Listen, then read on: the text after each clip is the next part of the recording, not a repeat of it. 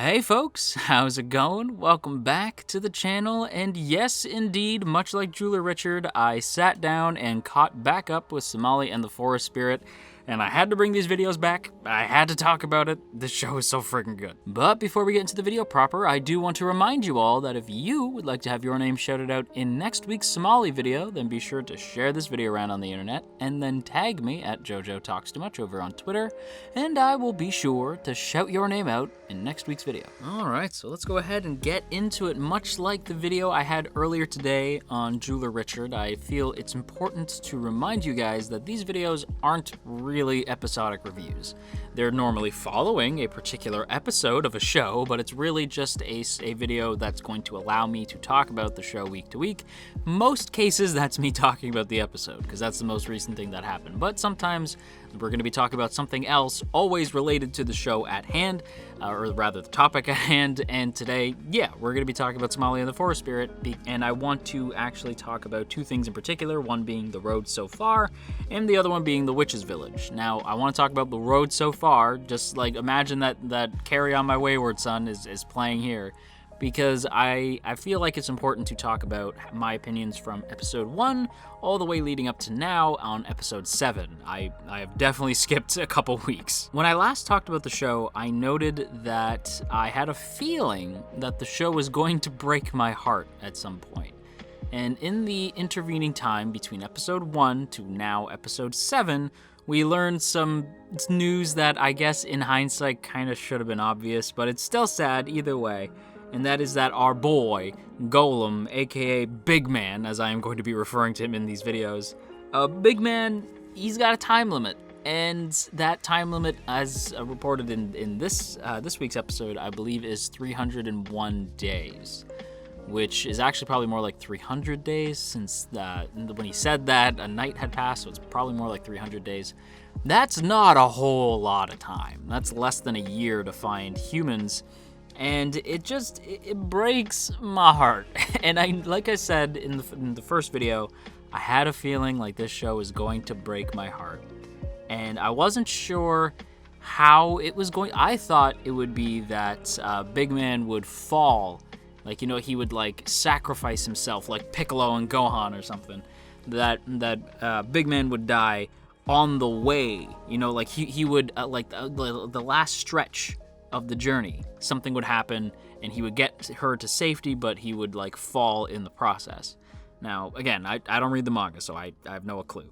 But what I know now is that and this is just speculation, he's gonna run out of time. It's not so much that he's gonna sacrifice himself, but I think it's that he'll run out of time just before. Like he'll find people, it'll be great, but before he can really say goodbye. Or I think they'll have a goodbye, but it'll be like, like he'll run out of time on the day. Like that's me just speculating. And if that happens, I will cry many tears, so many tears that I could fill an ocean with my tears. Although I guess that statement doesn't really make sense because an ocean's already full. Anyway, the other thing that I brought up in episode 1, and I'm going to bring up again here, and I'm probably going to start a fight with this one, but visually speaking, I think this is the best show of the season. Visually speaking. Now, I don't say that lightly.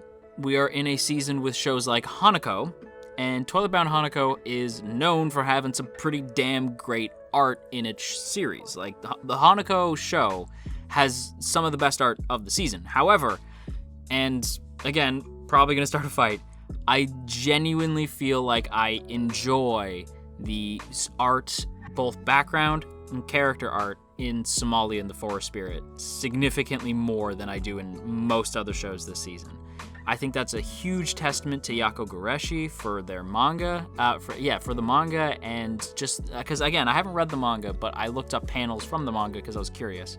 Watashi Kini Narimasu. And oh my god, the manga is super detailed. Now, you guys know me, I don't read manga because I just find manga to be kind of boring. But visually speaking, it is stunning. Oh my god, Yako Goreshi's art is fantastic.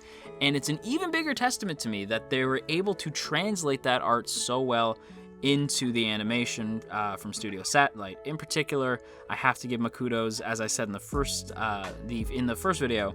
Hopefully I gave them kudos. If not, here we go again. Vincent Neum on the as the art director and Ikoku Ito as the character designer. Oh my god. They translate Goreshi's work so flawlessly. Again, like I said, I think this is one of the best looking shows of the season. And each episode manages to outdo itself every time. Like every time there's a character design who's just like crazy to look at and just visually so interesting. And it's the show's story that enables it to have these crazy character designs because it's all monsters. They're all creatures that you can make up on the fly, you know? And they just look so great every time. Like Ito's character designs are fantastic. And then Neum's work on the visuals. I made a joke in my It Invaded video that nobody likes deserts and they're boring to look at. Ito made deserts interesting to look at. Like when we last left, the last episode, we had Haitora and Uzoi, and their whole arc was basically set in a desert, and it was still visually like really fascinating to look at.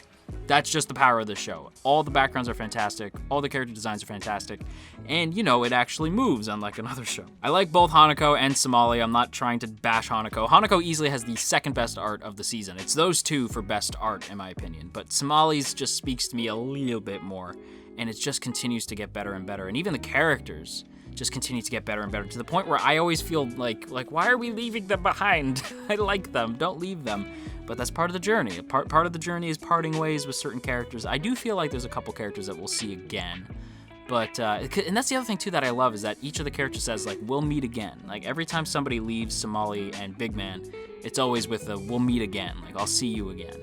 And it kind of, I just realized that kind of reminds me of Ashita no Joe, like, see you again, see you again. That's not a reference I was anticipating making when I started to record this video. But anyway, that's what I think about the show so far. I think the show is, much like Julia Richard, has only continued to improve on all the areas that it excels in.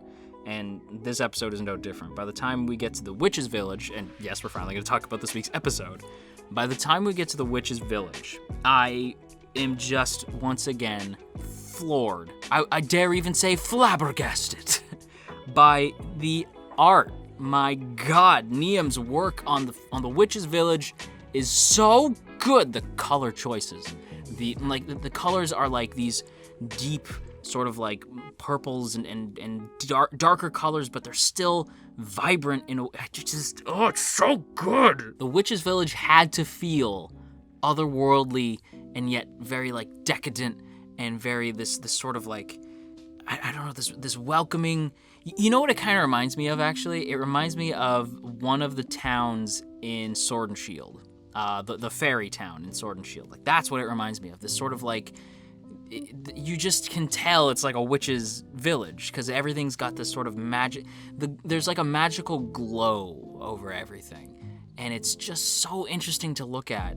And it's essentially told to be this like wealth of knowledge, this area where there's like great knowledge to be had. And when I heard Witch's Village, right, because they say like, oh, it's this town of great knowledge. So I was like, oh, okay, is it gonna look like just like big towers like up to the sky or something, and every level of the tower is filled with books?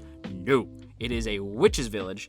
And when I think of like witches, I'm thinking of witches from series like Wizard of Oz or Hocus Pocus. You know, I'm thinking of like the witches that are going to take away kids and like curse them with weird magic and stuff like that.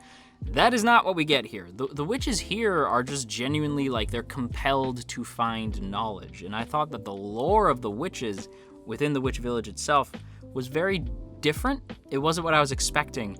And I mean that in a good way. Because like when I heard like, okay, like it's a witch village, so I was like, oh, okay, we're going to get like, we're going to get Big Man versus a witch at some point, who's going to try to take away Somali or something. Again, that's so not what happens, and it totally subverted my expectations. The witches here are actually really cool and friendly, and they want to help. And they're actually essentially librarians. The witches are sort of like separated into three groups. There's the witches who go out in search of books and then bring those books back to the village. There's the librarians who sort and help people find the books they need to find within the village. And then you have the witches who guard the books from people who would try to steal them. Now, for me personally, I would love to be one of the witches who travels around and looks for books. Like, that sounds so fun. Imagine being a witch whose job is to find books in the world of Somali and the Forest Spirit. That would be...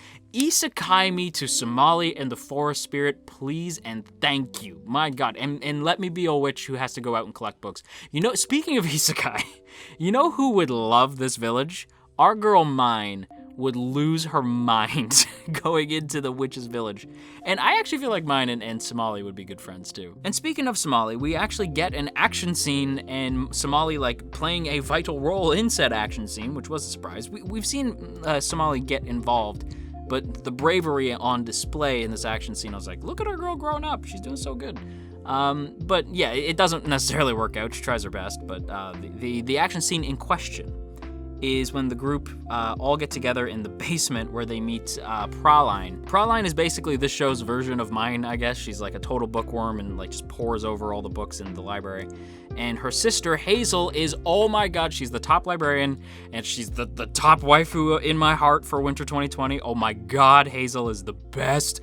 I love this woman. Yeah, Hazel settles it. If I have to get isekai'd into any show, it is Somali and the Forest Spirit. Let me be a witch who goes out and collects books, and let me marry Hazel, because oh my God, everything about Hazel is great. Top waifu. Anyway, they go to meet Hazel's sister Praline, and Praline is the one who's like gonna help them find the book. And when they find the book, they discover the horrible pesca fish, those pesky fishes. And there's a fish, I guess. Fish is singular and plural. But yeah, they find the pesca fish, who are these like weird piranha, like half piranha, half magic, like spirity looking things, and they feed on books. Only in Somali would this happen. And it leads to a dope ass action scene, like I said, and unfortunately Somali loses the book that had all this information on humans. Thankfully, it looks like their head librarian actually read the book, so maybe they can help. I'm not sure. We'll have to see how that goes. But one of the things that happens during this scene is that there's like this sudden spike in animation when Praline casts out like a summoning spell to summon these like Twitter-looking birds, and they fly off. And I was like, man, we had a sudden spike in animation. Again, it's beautiful art that moves. Imagine that. And it was just really cool to look at. And I thought that was going to be the coolest moment, is like the witches using their magic to take down the pesca fish. But the pesca fish, like, again, speaking of Sword and Shield and Pokemon, the pesca fish like come together to make like, you know how like Wishy-Washy can form together to make like a big monster version of Wishy-Washy? That's what happens. Like the pesca fish all join together and make a big scary pesca fish. And yeah, Somali loses the book. It tries to eat Somali, and Big Man jumps in front and he takes a big hit. But he like grows wings made out of bones. He looked like Skull Greymon all of a sudden. And yeah, he takes this thing out by launching out wings from his back and plunging it into the pesca fish, and just annihilates this friggin' thing. And that's how we end the episode. Like, we end the episode with that happening, and then finding out that their head librarian actually read the book in question, so maybe he can help. And that's where we leave the episode, and I was just shook. And I was like, damn, did I ever come back to this show at a good time? With that said, though, everybody, I would say that this episode, much like, again, Jeweler Richard, this is another Earl Grey tier. It's a step above what I've been seeing from the show, and it's already been great. And yeah, Earl Grey is a step above Orange Pico, so this is a step above some of the previous episodes. I thought this was absolutely fantastic. And with that said, that is a wrap on today's video, so I hope you guys enjoyed. If you did, then go ahead and hit that like button, maybe even consider sharing the video around on the internet, and go ahead and hit that subscribe button if you want to stick around and see more content from me. And if you do, be sure to click on that bell icon so that you'll know immediately when a new video of mine comes out. And if you want to go above and beyond, then consider checking out our Teespring store and grabbing yourself a mug, or checking out our Patreon page, which really helps support the channel. And speaking of our Patreon page, I want to give a big thank you to those of you who support the channel over on Patreon. Andrew W., Calvin A., Crowbar of Irony, Daniel G., Digger the Fox, Emily, Ionos, Urza, Ginkotaku, Godzilla Fan, No For Nothing, Maria Teresa, Marshall B., Mirth Mouser, Cell, Shadow Creative,